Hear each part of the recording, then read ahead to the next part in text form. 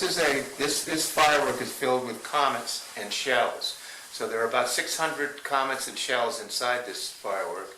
And once the firework is sent to the top of the apex of the flight, it will explode, and all of the comets and the shells will be ignited at that point. They'll spread out again, probably to about 1.5 miles diameter over Emerald Mountain. And we think it'll be visible for many miles around.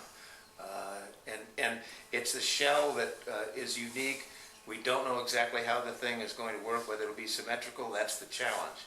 And we'll hope for the best. But I can assure everybody that there'll be an explosion at around 9 o'clock on February 6th, one way or the other.